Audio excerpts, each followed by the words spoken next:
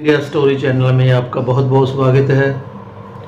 Alert India story में हम हर रोज़ नई नई स्टोरी आपके साथ साझा करते हैं। उम्मीद करता हूँ कि आपको भी वो स्टोरी अच्छा लगता होगा। अच्छा लगता है तो हमारे अलर्ट इंडिया स्टोरी चैनल को सब्सक्राइब कीजिए, बेल आइकन का बटन दबा दीजिए। जब भी हम कोई नया वीडियो उसके ऊपर अपलोड करें तो सबसे पहले उसका नोटिफिकेशन आपको मिलो। और समा व्यर्थ न करते हुए तो आओ आप हम करते हैं जी आज की जी नई स्टोरी शुरू। तो आप हमारे साथ आखिर तक जुड़े रहना। आशा करता हूँ कि आपको जी हमारा वीडियो अच्छा लगता होगा, तो अपने दोस्तों के साथ साझा जरूर कीजिए। तो लो लीजिए फिर करते हैं जी ये आज की नई स्टोरी शुरू। एक छोटे से गांव में शादी का माहौल हर तरफ खुशी से भरा हुआ था। घर के आंगन में शहनाइयां बज रही थीं, मेहमान खाने का आनंद ले रहे थे और दुल्हन बनी लड़की अपनी नई जिंदगी की शुरुआत के लिए तैयार हो रही थी। लेकिन अचानक लड़की के पिता के चेहरे पर चिंता की गहरी लकीरें उभर आईं। उसे ऐसी खबर मिली थी जिसने उसकी दुनिया हिलाकर रख दी। वह तुरंत अपनी बेटी को दुल्हन के जोड़े में ही लेकर डीएसपी मैडम पूजा पांडे के ऑफिस पहुंच गया। ऑफिस में पहुंचते ही वह फूट फूट कर रोने लगा और कहा, मैडम, मेरी बेटी की इज्जत बचा लीजिए। डीएसपी पूजा पांडे ने हैरानी से पूछा, आखिर बात क्या है? तुम इतने परेशान क्यों हो? इस दुल्हन को ऑफिस में क्यों लाए हो और उसकी इज्जत को क्या खतरा है? उस व्यक्ति ने दर्द भरे शब्दों में कहा, मैडम, आज मेरी बेटी की शादी थी, लेकिन आज ही उसकी इज्जत लुटने वाली है। इसीलिए मैं उसे शादी के मंडप से सीधे आपके पास लेकर आया हूं। अब सिर्फ आप ही हमारी मदद कर सकती हैं। हमारे पास आपके सिवा कोई और सहारा नहीं है। यह सुनकर डीएसपी पूजा पांडे ने गंभीरता से पूछा, ऐसा क्या हुआ है? पूरी बात साफ साफ बताओ। आखिर हुआ क्या है? पूरी बात हमें बताओ, तभी तो हम तुम्हारी मदद कर पाएंगे। तब वह व्यक्ति डीएसपी पूजा पांडे को सारी बात बताता है। पूरी बात सुनने के बाद डीएसपी पूजा पांडे के रोंगटे खड़े हो जाते हैं और वह एकदम दंग रह जाती हैं। वह सोचती हैं, अभी भी इस देश में इस प्रकार के दरिंदे मौजूद हैं। फिर डीएसपी पूजा पांडे वहां पर एक्शन लेने जाती हैं, लेकिन उनके साथ एक ऐसा काम होता है जिसे देखने के बाद आपके पैरों तले जमीन खिसक जाएगी। दोस्तों, इस कहानी को पूरा बताने से पहले आपसे वही अपील रहती है कि चैनल पर अगर आप नए हैं तो चैनल को लाइक और सब्सक्राइब करना बिल्कुल ना भूलें। अब कहानी को विस्तार से समझते हैं। एक गांव में एक बड़ा ही दबंग आदमी रहता था। उसकी दबंगई का मकसद यह था कि पूरे गांव में उसी की चलती थी। गांव के लोग डर के मारे उसी की बात मानते थे। जो गरीब और कमजोर लोग थे उन पर उसका पूरा दबदबा रहता था। जब भी गरीब लोगों को पैसों की जरूरत होती वह उन्हें पैसे तो दे देता था, लेकिन बदले में उनसे अपने खेतों और घरों पर मजदूरी करवाता था। उसकी वजह से गांव के गरीब लोग उसके मजदूर जैसे बन गए थे। दबंग आदमी अपनी मनमानी करता था और गांव वालों को उसकी हर बात माननी पड़ती थी। गांव वाले उसका कुछ नहीं कर पा रहे थे। उस गांव में उसे जो भी लड़की अच्छी लगती थी उसके साथ गलत हरकतें करता था। अगर कोई सुंदर लड़की दिख जाती थी तो वह उसी समय उसे अपने घर बुला लेता था।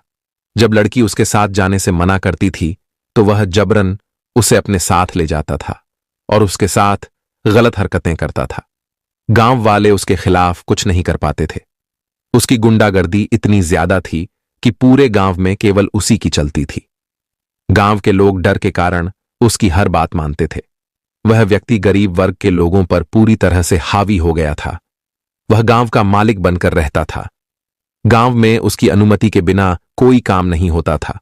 उसने गांव के सभी लोगों को नौकर जैसा बना रखा था। ऐसा लगता था मानो वह अपने इशारों पर गांव वासियों को नचा रहा होता है। जब उसकी कोई बात नहीं मानता था तो वह उसे बड़ी सजा देता था और उसके पूरे परिवार को बहुत परेशान करता था। इसी कारण सभी लोग उससे डरते थे, क्योंकि उसके पास बहुत बड़ी पावर थी। उसके पास कई आदमी थे जो हर समय उसके लिए काम करते थे। यदि कोई गरीब व्यक्ति उसके खिलाफ जाने की कोशिश भी करता तो वह उसे पकड़कर गांव के चौराहे पर सभी लोगों के सामने सजा देता था। इसी डर की वजह से कोई भी उसके खिलाफ जाने की हिम्मत नहीं करता था। उसने अपने गांव में खुद के नियम बना रखे थे, जो हर शादीशुदा लड़की के लिए एक बुरे सपने से कम नहीं थे। जब भी गांव में किसी लड़की की शादी होती तो विदाई से पहले वह दुल्हन को अपने घर बुलाता था। वहां वह उसके साथ जबरन सुहागरात मनाता था। यह उसकी बनाई हुई एक ऐसी घिनौनी परंपरा थी जिसे उसने पूरे गांव पर थोप रखा था। जब तक वह दुल्हन के साथ रात नहीं बिता लेता था, तब तक उस जोड़े की विदाई नहीं होती थी। उसकी मर्जी के बिना कोई भी लड़की अपने ससुराल नहीं जा सकती थी। गांव के लोग इस क्रूरता और अन्याय को सहने पर मजबूर थे, क्योंकि उनके पास कोई और रास्ता नहीं था। इस अमानवीय नियम ने पूरे क्षेत्र को भय और बेबसी की जंजीरों में जकड़ रखा था। तेजपाल के आदमियों का नेटवर्क इतना मजबूत था कि हर गांव और नगर में यह सुनिश्चित किया जाता कि कोई भी शादी उसकी जानकारी और मर्जी के बिना न हो। वे हर गतिविधि पर नजर रखते और यह भी परखते कि कहीं कोई उसकी इच्छा के विरुद्ध तो नहीं जा रहा। जो भी उसके आदेश की अवहेलना करने की कोशिश करता, उसे बेहद क्रूर सजा दी जाती। लोग उसके खिलाफ बोलने की हिम्मत तक नहीं जुटा पाते थे। यह सिलसिला वर्षों तक चलता रहा और हर गांव व नगर में उसके अत्याचार बढ़ते ही गए। हर लड़की की शादी के मौके पर खुशी के बजाय डर और अपमान छा जाता। बिना तेजपाल की अनुमति के किसी भी लड़की की विदाई संभव नहीं थी। उसके दबाव और बर्बरता से लोग इतना तंग आ चुके थे कि उन्होंने अपनी बेटियों की शादी से पहले ही डरना शुरू कर दिया। तेजपाल की मनमानी ने 14 से भी अधिक लड़कियों के जीवन को अपमानित किया। उसकी इस बर्बरता ने पूरे क्षेत्र में आतंक का माहौल बना दिया। उसका प्रभाव इतना व्यापक था कि लोग उसके खिलाफ खड़े होने की हिम्मत नहीं कर पाते थे। जो भी उसकी इच्छा के खिलाफ जाने की कोशिश करता, उसे उसका खौफनाक अंजाम भुगतना पड़ता। आतंक ने लोगों की जिंदगी को नरक बना दिया था। उसकी अमानवीयता और बढ़ती जा रही थी और लोग मजबूरी में उसकी हर शर्त मानने को विवश थे। उसी गांव में एक सम्मानित और सुलझा हुआ व्यक्ति रहता था। अपनी ईमानदारी और खानदानी प्रतिष्ठा के लिए मशहूर मनोहर लाल की सबसे बड़ी बेटी रागिनी थी। रागिनी सुंदर, संस्कारी और अपने पिता की परछाई थी, लेकिन मनोहर लाल के लिए यह खुशी अब एक बड़ी चिंता बन चुकी थी। गांव में वह दबंग व्यक्ति अपनी ताकत और क्रूरता के लिए कुख्यात था। उसके पास इतनी शक्ति और धन था कि गांव का हर व्यक्ति उससे खौफ खाता था। वह गरीबों को सताने और महिलाओं की इज्जत से खिलवाड़ करने में जरा भी नहीं हिचकिचाता था। उसका आतंक इतना गहरा था कि पुलिस भी उसके खिलाफ कार्रवाई करने की हिम्मत नहीं करती थी। मनोहर लाल हर रोज अपनी बेटी रागिनी को देखकर डर से सहम जाते। उनकी एक ही चिंता थी कि अगर उस दबंग की नजर रागिनी पर पड़ गई तो वह उसकी इज्जत को बर्बाद कर देगा। यह डर मनोहर लाल की नींदें छीन चुका था। एक दिन शाम को मनोहर लाल चुपचाप घर के बाहर बैठे थे। उनके चेहरे पर गहरी चिंता की लकीरें साफ झलक रही थीं। उनकी पत्नी मीना देवी यह देखकर उनके पास आईं और बोलीं, क्या बात है जी, आप इतने परेशान क्यों रहते हैं? रागिनी अब जवान हो गई है, हमें उसकी शादी के लिए अच्छा घर देखना चाहिए। उसकी उम्र निकल रही है और हम पर उसकी जिम्मेदारी है। मीना देवी की बात सुनते ही मनोहर लाल का सब्र टूट गया। वह फूट फूट कर रोने लगे और बोले, तुम सही कह रही हो, बेटी हमारी जवान हो चुकी है, उसका विवाह करना हमारी सबसे बड़ी जिम्मेदारी है। लेकिन मेरी चिंता सिर्फ यह नहीं है कि उसकी शादी कैसे होगी। मेरी असली चिंता यह है कि शादी के बाद अगर उस दबंग की नजर उस पर पड़ गई तो हम क्या करेंगे? उसकी इज्जत को वह बर्बाद कर देगा। मनोहर लाल की यह बात सुनकर मीना देवी का दिल भी बैठ गया। उसकी आंखों में डर और असहायता झलकने लगी। उदासी भरे स्वर में उसने कहा, हम गरीब और कमजोर लोग उसकी ताकत के आगे कुछ नहीं कर सकते। हमने देखा है, जो भी उसकी बात नहीं मानता उसने उन्हें कैसी कैसी सजा दी है। हम क्या करें? हमें कोई रास्ता नहीं सूझता।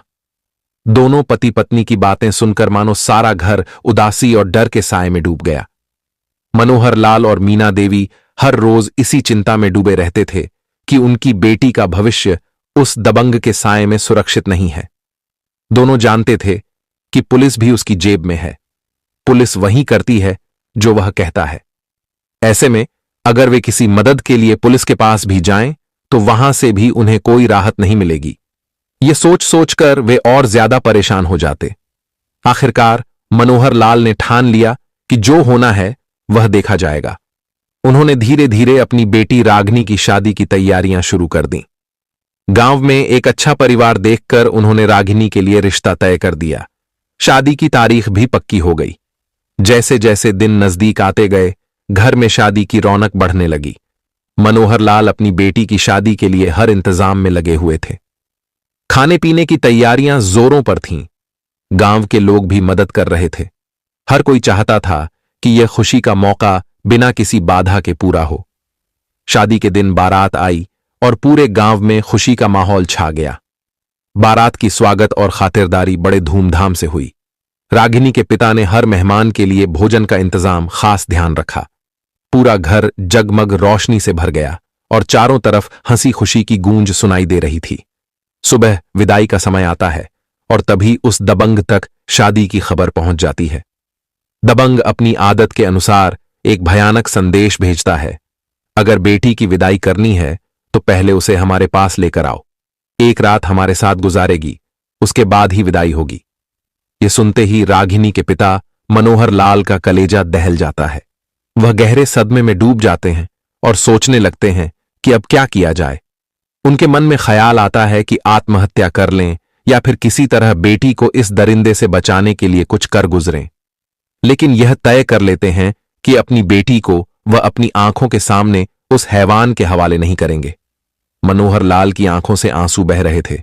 उन्होंने सोचा, अगर यही सब चलता रहा तो मैं अपनी बेटी को बचाने के लिए कुछ गलत कदम उठा लूंगा। आसपास के लोग उन्हें समझाने की कोशिश करते हैं, भाई हम सब मजबूर हैं, दबंग के आगे कुछ नहीं कर सकते। तुम कोई भी ऐसा कदम मत उठाना जिससे और मुसीबतें बढ़ जाएं। लेकिन मनोहर लाल के दिमाग में एक विचार कौंधता है। वह तुरंत फैसला करते हैं। बिना समय गंवाए रागिनी को दुल्हन के जोड़े में ही अपनी मोटरसाइकिल पर बैठाते हैं और सीधे शहर की ओर रवाना हो जाते हैं। शहर पहुंचकर वह थाने भी नहीं जाते, क्योंकि उन्हें पता था कि पुलिस भी उस दबंग के प्रभाव में है। उनकी आंखों में एक ही जिद थी, अपनी बेटी को हर हाल में सुरक्षित रखना।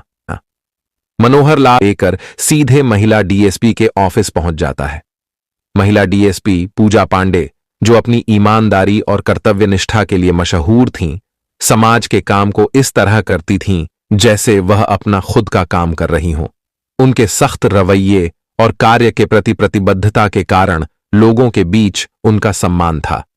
जब पुलिस किसी मामले में कार्रवाई नहीं करती थी तो पूजा पांडे के पास शिकायत पहुंचने के बाद पुलिस भी कार्य करने में पीछे नहीं रहती थी। उनका एकमात्र लक्ष्य था कि जिले में अपराध का नामो निशान खत्म हो जाए। जब मनोहर लाल उनके ऑफिस में घुसता है तो वह देखती हैं कि उसके चेहरे पर डर और दर्द साफ नजर आ रहा था। मनोहर लाल घुटनों के बल बैठकर हाथ जोड़कर गिड़गिड़ाते हुए कहता है, मैम, मेरी बेटी की इज्जत बचा लीजिए, आज उसकी जिंदगी खतरे में है। पूजा पांडे, जो आमतौर पर सख्त और गंभीर रहती थीं, इस दृश्य को देखकर हैरान रह जाती हैं। वह मनोहर लाल से गंभीर स्वर में पूछती हैं, भाई, ऐसी क्या बात हो गई है कि तुम इस तरह घुटनों के बल बैठकर मेरे ऑफिस में आए हो? क्या घटना घटी है? कौन तुम्हें और तुम्हारी बेटी को परेशान कर रहा है? बिना डरे सब सच सच बताओ। मनोहर लाल आंखों में आंसू भरकर कहता है, मैम, मैं एक गरीब आदमी हूं। मेरी बेटी की शादी हो रही थी, लेकिन अब उस दरिंदे की नजर मेरी बेटी पर है। वह उसे अपने पास ले जाने के लिए कह रहा है।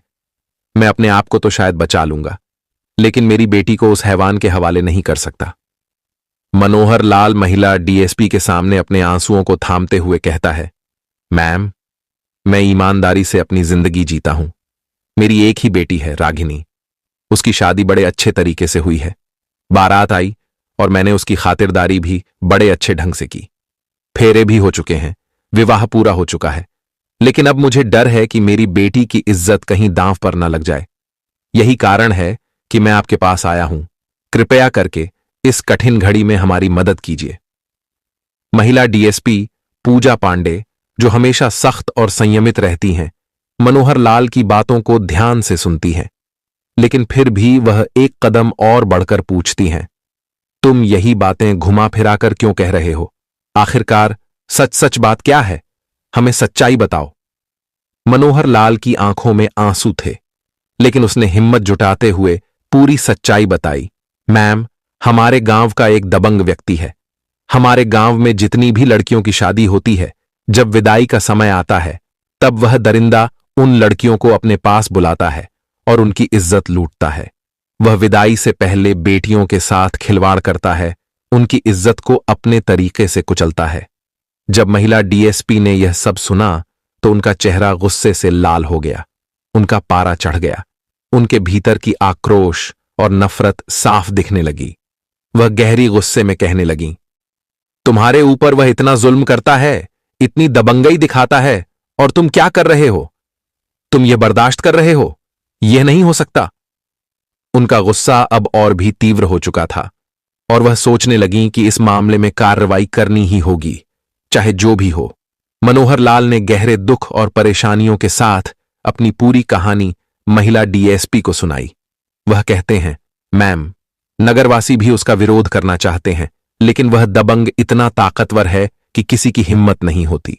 जब भी किसी ने उसका विरोध किया, उसने अपने आदमियों से कहकर उन्हें चौराहे पर उल्टा लटकाकर ऐसी मार लगवाई कि उनका बचना भी मुश्किल हो गया। डॉक्टर भी उनका इलाज करने से मना कर देते हैं। वह दरिंदा विरोध करने वाले हर व्यक्ति को इतनी कठोर सजा देता है कि लोग डर के मारे चुप रहते हैं। मनोहर लाल का दिल बैठा हुआ था। वह आगे कहते हैं, वह इतनी पावर में है कि कोई साधारण व्यक्ति उसका विरोध कैसे कर सकता है? पुलिस भी उसकी तरफ है। थाने में जब कोई रिपोर्ट करने जाता है तो पुलिस वाले भी उसी दबंग के पास बैठते हैं, उससे मिलते हैं और फिर अपनी ड्यूटी पर वापस लौटते हैं। कोई सुनवाई नहीं होती मैम, इसीलिए लोग चुपचाप रहकर अपनी बेटियों की शादी करते हैं और विदाई से पहले ही उन्हें उसके पास भेज देते हैं। महिला डीएसपी पूजा पांडे यह सब सुनकर गहरी सोच में पड़ जाती हैं। फिर अपने सख्त और संकल्पित स्वर में वह मनोहर लाल को आश्वासन देती है, हे भाई, तुम चिंता मत करो, मैं तुम्हारी पूरी मदद करूंगी। तुम अपनी बेटी को यहीं पर बैठा दो। उसकी शादी का जो दुल्हन का जोड़ा है वह मुझे दे दो। मैं खुद इस मामले में कार्रवाई करूंगी और इस दरिंदे को कड़ी सजा दिलवाऊंगी। तुम अब न डरें और अपनी बेटी को सुरक्षित समझो। पूजा पांडे का सख्त रवैया और विश्वास से भरी हुई बातों ने मनोहर लाल को कुछ राहत दी और वह आश्वस्त हो गया कि अब उसकी बेटी को न्याय मिलेगा। महिला डीएसपी पूजा पांडे की राघनी की सुरक्षा के लिए गंभीरतापूर्वक कदम उठाने का संकल्प करती हैं। वह मनोहर लाल से दुल्हन का जोड़ा लेकर खुद को दुल्हन के रूप में तैयार करने को कहती हैं। फिर वह दुल्हन के जोड़े में थाने फोन करती है। थाने के पुलिस वाले यह सुनकर घबराए हुए थे और कहते हैं, मैम, वह व्यक्ति बहुत ही ताकतवर है और उसके ऊपर पॉलिटिकल संरक्षण भी है। पुलिस उसका कुछ नहीं कर सकती है। जब आप उस पर कार्रवाई करने जाएं तो बहुत सतर्क रहना, क्योंकि उसका नेटवर्क बहुत बड़ा है। अगर आप कोई कदम उठाएंगे तो कुछ भी अनहोनी हो सकती है। महिला डीएसपी यह सुनकर बिल्कुल भी नहीं रुकती। वह गुस्से में आकर पुलिस वालों को फटकार लगाती है। उनका चेहरा गुस्से से लाल हो जाता है और वे कहती हैं, तुम सब पुलिस वाले डूबकर मर जाओ। तुम्हें शर्म आनी चाहिए। तुम लोग पुलिस प्रशासन में होते हुए भी डर की बातें कर रहे हो। क्या तुम जानते हो कि जनता जब पुलिस के पास आती है तो वह किस तरह उम्मीद करती है? अगर पुलिस ही इस तरह की बात करती है तो जनता किसके पास जाएगी? तुम लोग अपनी जिम्मेदारी निभाने के बजाय इस तरह की कायराना बातें कर रहे हो। महिला डीएसपी पूजा पांडे का गुस्सा इतना तेज था कि पूरा थाने का स्टाफ चुप हो गया।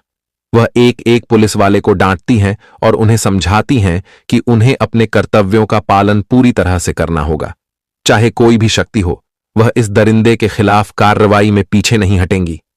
महिला डीएसपी की दृढ़ता और साहस ने थाने के पुलिस वालों को झकझोर दिया और अब वे तैयार थे कि वह उस दबंग के खिलाफ पूरी ताकत से कार्यवाही करें। महिला डीएसपी पूजा पांडे पूरी तैयारी के साथ कार्यवाही करने निकल पड़ती है। वह थाना अध्यक्ष से फोन पर बात करती हैं, तुम्हारे पास जितनी भी फोर्स है उसे तुरंत सिविल ड्रेस में तैयार करो और उस गांव में भेजो। चारों ओर से गांव को घेर लो। इसके साथ ही वह अन्य थानों में भी फोन करती हैं और पुलिस को निर्देश देती हैं कि वे इस गंभीर मामले में एक्शन लें। कुछ ही समय में महिला डीएसपी के आदेश पर 5 थानों की पुलिस वहां पहुंच जाती है। कुछ पुलिस वाले सिविल ड्रेस में होते हैं और महिला डीएसपी के साथ गांव की ओर रवाना होते हैं। महिला डीएसपी ने दुल्हन का जोड़ा पहन लिया और वह दुल्हन बनकर उस दबंग व्यक्ति के घर की ओर चल पड़ती है। वह उस व्यक्ति के घर पहुंचती है और उसे सीधे चुनौती देती है, यह बताओ, हमें लेने के लिए कोई आएगा या हमें खुद ही जाना पड़ेगा? मनोहर लाल डरते हुए जवाब देता है, मैडम जी, आपको खुद ही वहां जाना पड़ेगा। वह आदमी बहुत ताकतवर है और हमें सुबह ही सूचना मिली थी कि अगर हमने तीसरी बार अपनी बेटी को उसके पास नहीं भेजा तो वह बड़ा आतंक मचाएगा। महिला डीएसपी बिना कोई हिचकिचाहट दिखाए कहती हैं, ठीक है, मुझे लेकर चलो। अब महिला डीएसपी दुल्हन के जोड़े में पूरी पुलिस फोर्स के साथ दबंग व्यक्ति के घर पर पहुंच जाती है। मनोहर लाल अपनी बेटी को दुल्हन बनाकर महिला डीएसपी के साथ भेजता है। वे दरवाजे पर पहुंचकर आवाज लगाते हैं, हे बाबूजी, आज मैं अपनी बेटी को आपके दरवाजे पर लेकर आया हूं। जब वह दबंग यह सुनता है तो तुरंत बाहर आता है और कहता है, तू बहुत बड़ा बदमाश हो गया है। मैंने तुझसे 2 सूचनाएं भेजी थीं। एक खबर तो पहले ही आ चुकी है और अब तू अपनी बेटी को लेकर आया है। इससे पहले कि वह कुछ और बोल पाता, महिला डीएसपी का गुस्से और आत्मविश्वास से भरा चेहरा सामने था और वह उसे सीधी चुनौती देती है। दबंग व्यक्ति महिला डीएसपी को देखकर अपने गुस्से को थोड़ा नियंत्रित करने की कोशिश करता है। वह कहता है, बाबूजी, क्षमा करना, काम मेरे पास बहुत ज्यादा था।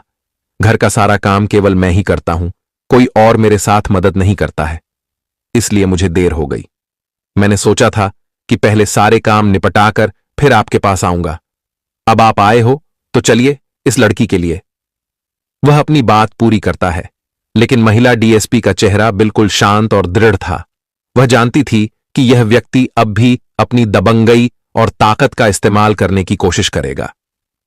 महिला डीएसपी ने बिना हिचकिचाए जवाब दिया, तुम जितना चाहो काम करने की कोशिश करो, लेकिन यह लड़की अब तुम्हारे हाथों में नहीं आएगी।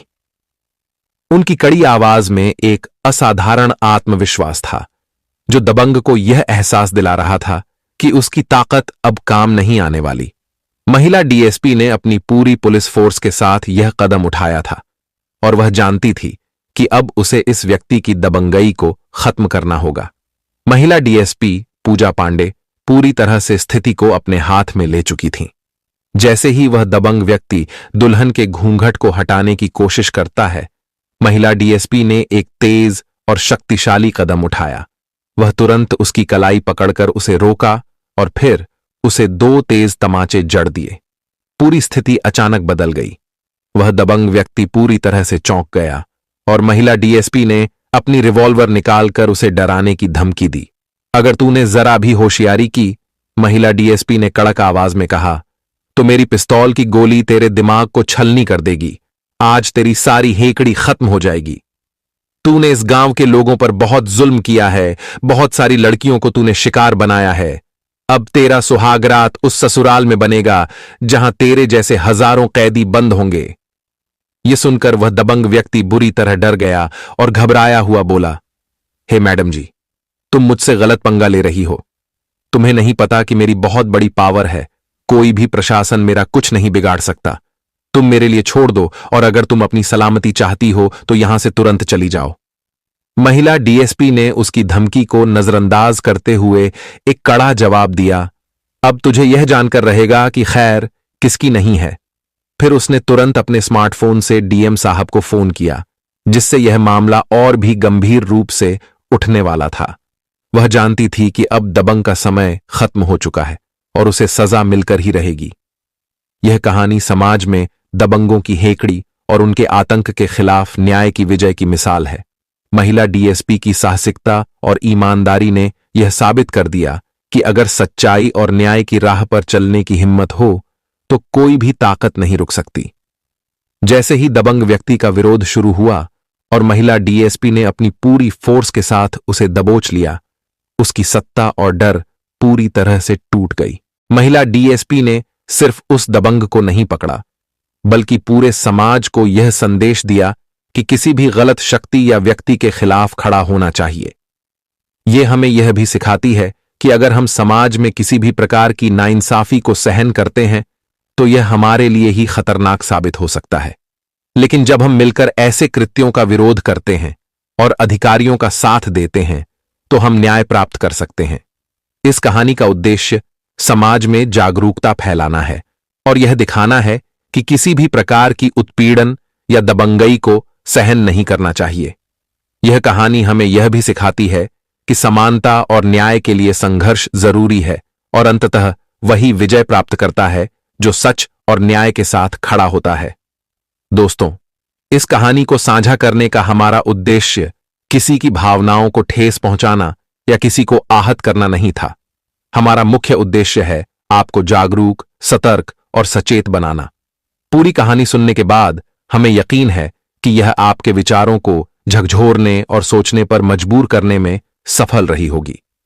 अगर आपको यह कहानी पसंद आई और आप ऐसी ही और प्रेरणादायक या सतर्कता भरी कहानियां देखना चाहते हैं तो हमारे चैनल को लाइक, शेयर और सब्सक्राइब करना न भूलें।